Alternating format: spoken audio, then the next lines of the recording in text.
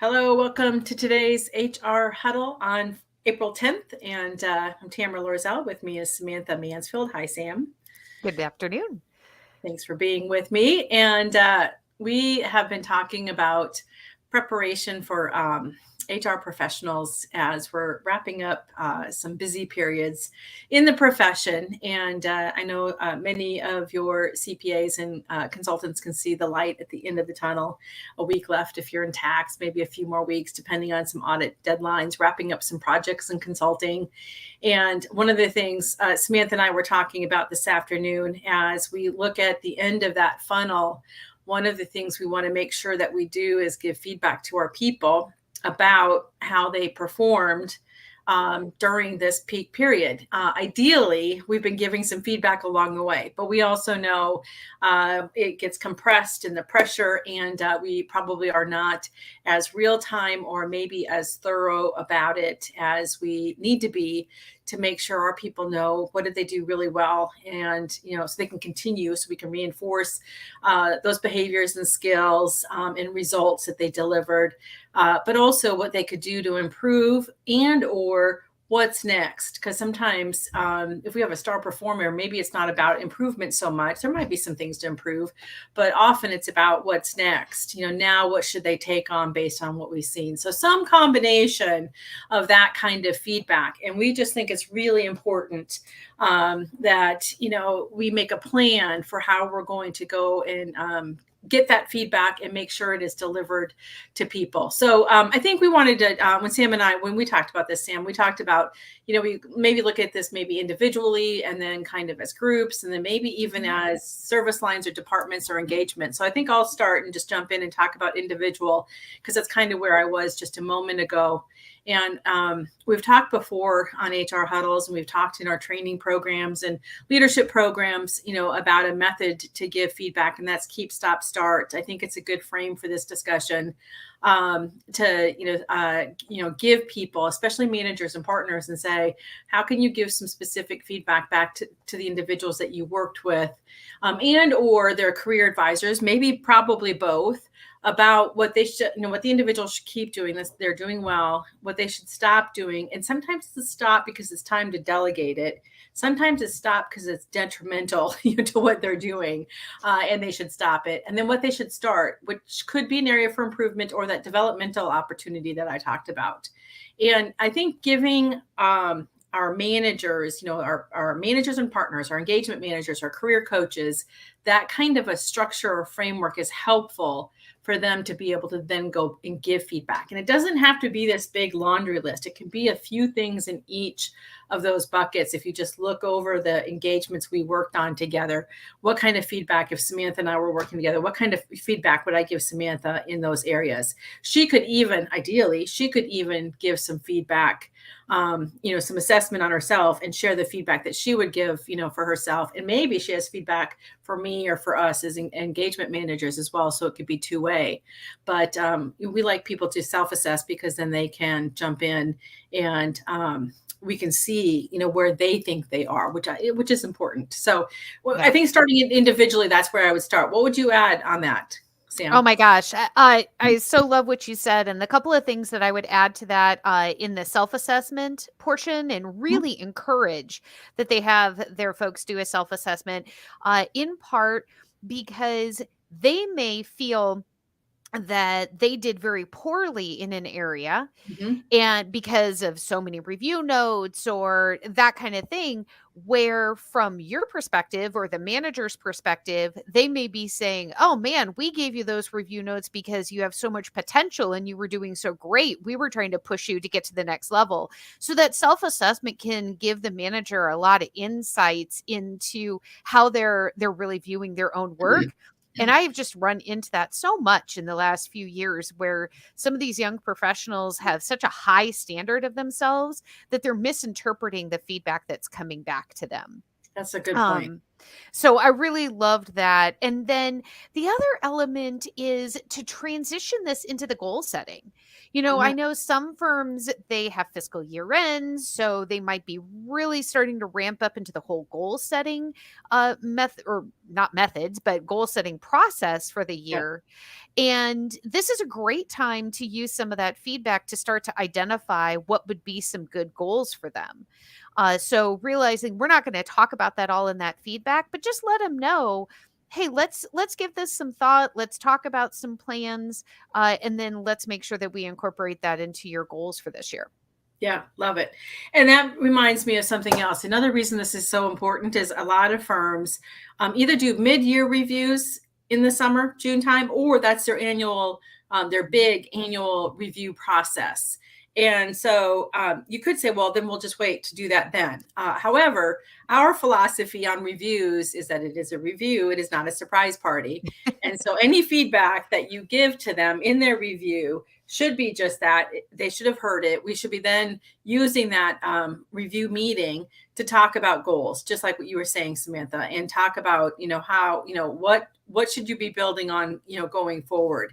And so we don't want to save up all our feedback for that review process. Now, doing more consistent feedback, documenting it, even a short keep, stop, start, storing it wherever, even in an email folder file, or some kind of file system that we have on each employee, if we don't have an HRIS system or whatever it might be, does make the performance review process easier because we've been collecting those over time. And, I had said we should be sharing that with our career coaches or career advisors as well.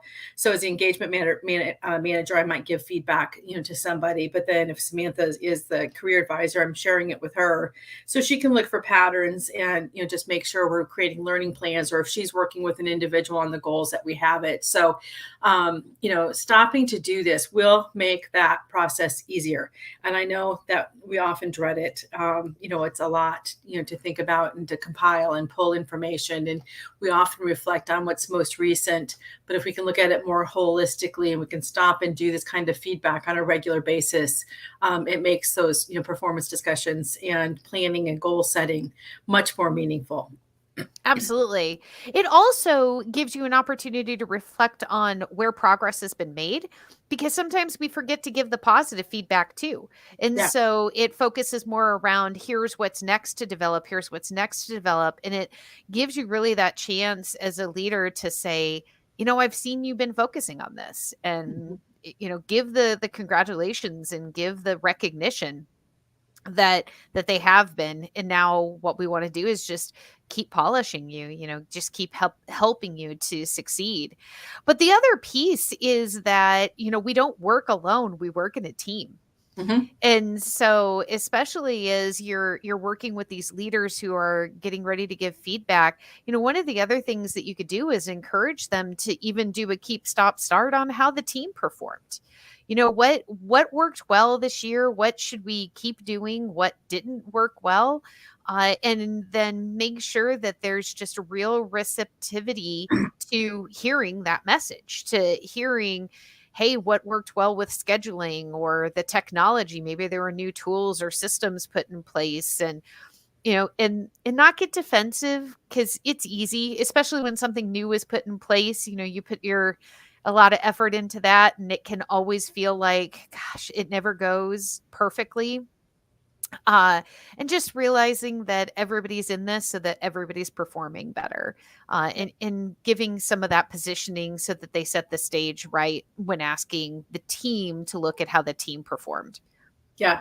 And sometimes HR professionals facilitate focus groups to, have those discussions or encourage those discussions. Or there might be different leaders within the firm that facilitate those discussions. Sometimes we do it by level, sometimes we do it by group. We would love to see it be transparent, by group and get to that place. Maybe our client accounting group could stop and assess, how did we do this first quarter, these first 4 months of the year? How did we do on individual tax returns? But we might also do it by level. And sometimes a manager facilitates it with the staff. And, partner could facilitate it with, the managers, and we could get different feedback. And again, keep, stop, start is an easy way to facilitate that. You can just say, what went well? What would you change? There's different questions that you can ask. One key, if you do any of that kind of facilitation and ask for feedback, we do have to commit to do something and circle back and communicate it. And we're not going to do the entire thing. So that's part of the expectation setting, right? We're going to take that feedback and then we're going to prioritize probably 2 or 3 things we're going to pick. And maybe that focus group helps prioritize, okay, out of the list that we just generated, maybe we have an hour meeting or 90-minute meeting.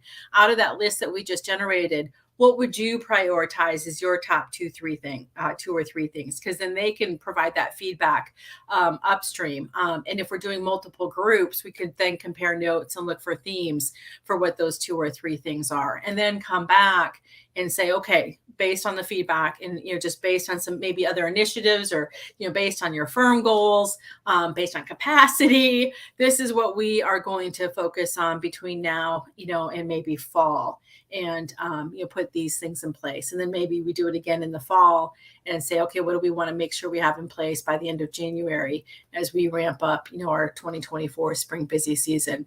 And then it's just this, continuous improvement, and we'll make progress and we'll see momentum, and it doesn't feel so large and overwhelming. And it doesn't have to be a partner that does all that work, or even a senior manager. There might be somebody in those focus groups, or somebody, in the engagement teams that's passionate about something. Let them lead it. Let them plan for it. Get buy-in. Give them some oversight with a partner or a senior manager that will help direct them. But I think that's another place we get stopped, is we're so at capacity, maximal capacity at our senior level often. And so we don't push that down. And usually there's somebody in the group, in the team, that is very passionate, would love to be able to roll up their sleeves and make that happen. So, taking those actions and identifying a couple things to progress, I think, is important.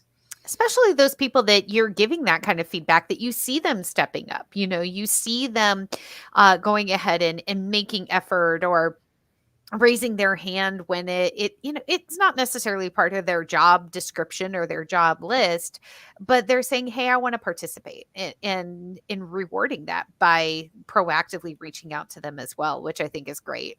Yeah. Another area for feedback that not everybody on the team gets to hear is really from the client as well. And so maybe your marketing team has it on their list to do a client satisfaction survey, or reaching out for client input on what works well, what do they like working with the firm and the team. And then that's really good information and feedback to provide too. Because all too often, the feedback that we hear are the people who get upset. And you've got the majority of those clients that love and appreciate what you do. And those are so valuable to help kind of lift you up and refill kind of your energy when you're coming out of a very, very busy time. So, leaning on maybe marketing and helping to get some of that client feedback, and then making sure that that really is shared with the team. Yep. Love it. One other piece I would add, this feedback just has so many different layers and things you can do with it. One is to inform your learning and development plans. And when I say that, yes, there's formal learning and development plans. Maybe there's, things that we saw, with the staff or the interns that we want to make sure we incorporate in their, learning plans or onboarding plans. Or maybe there's a different kind of technical training that would make a difference, or more case studies, or maybe there was, certain things that were missed or not reinforced, so it wasn't consistent across the team. But also, we often see that there's what I'm going to call the soft skills, or the how we work as a team, that we often get asked about, to come and talk about, team communication and accountability and delegation and ownership. Triangulation, That we're not complaining and we're going to the source instead. We're not creating pockets of triangulation. Yes, Sam. How do we create client owners? What does that mean to, be an owner? And so there's all kinds of what I'm going to call topics, in addition to like learning, informing your learning plans, but also topics that we should be including and reinforcing, maybe in team meetings, or maybe you have a firm retreat that could inform a topic, or maybe some breakouts that you do and then come and share and talk about it. And to your point about client service could be one of those topics. As we talk about how do we go further and ask questions, and what do we do with the answers to those questions, like that's just one little micro piece on clients that we could talk about. Mm-hmm. So in this feedback discussion, as the HR group sees the different kind of feedback that we're giving, both individually in the groups, for us, in our engagements, in our processes, in our departments, you could start to, pull out pieces from a learning program, from a team meetings, from firm retreats, that we could then sprinkle in, throughout the year to, cover some of these to get more consistent message out, and reinforce, some of those messages that we might want to get out.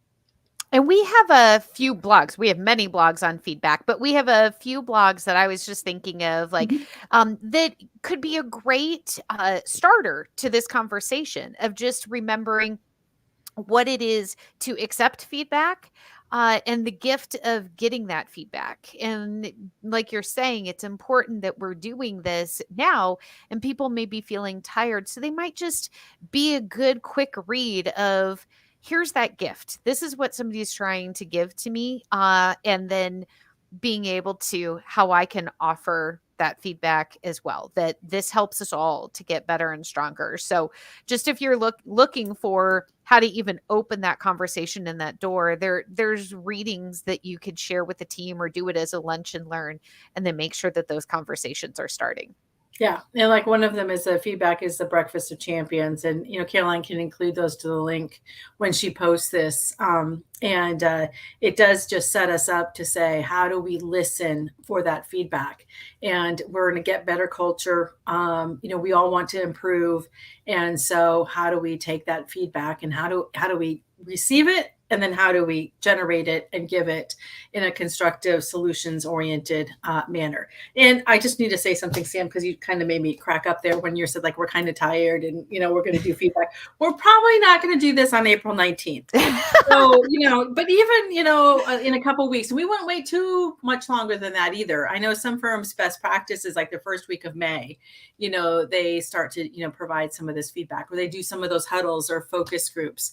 But we wouldn't wait too long, and especially to go back and give that individual feedback, and just maybe schedule a 30-minute meeting, have each partner or manager, schedule, how few meetings with the people they worked with, the closest, figure out what that is, so we're not redundant, and also so somebody doesn't have, 10 people that they're doing that for. But you could help facilitate that to make that happen. We do need to have a couple days breathing room, to reflect, re-energize, get some rest, get outside. Spring finally showed up here in Minnesota, and then we'll be in a better frame of mind. And all that said, I know we talked a couple weeks ago about, giving gratitude. And I think that we need to make sure we continue to be grateful these last few days, these last couple of weeks, of peak periods, as we hit major milestones and deadlines, that we do send out communications, both written and probably personal communications of gratitude. Figure out who's going to do that. Somebody should coordinate the communication, ask certain people to do it. Otherwise, we just assume somebody else to do it. I'm assuming Sam's doing it or Jen's doing it. And we should coordinate that. And that's some of the thinking you can do, because people are tired. And so how do we show that gratitude? Some global messages, and then maybe some individual messages, and make some assignments so we make sure people are covered and that we're doing that. Absolutely. Yeah, absolutely. It'll help with, again, hearing the feedback as well, that it's not, again, about the constant, here's how you can improve, but right. We appreciate what you're doing, and we just want to help you be more successful. So exactly. We want us all to be better and all be more efficient. So So hopefully this gave you some ideas of, some things that you could get ready here in the next couple of weeks. And we will include some of those blogs. We're also always available. If you have questions, you can reach out to us in social media or via email. Just contact us. We would love to hear from you. And we hope you have a great rest of your week and great start to April here. And we'll see you next week. Thank you very much. Bye-bye.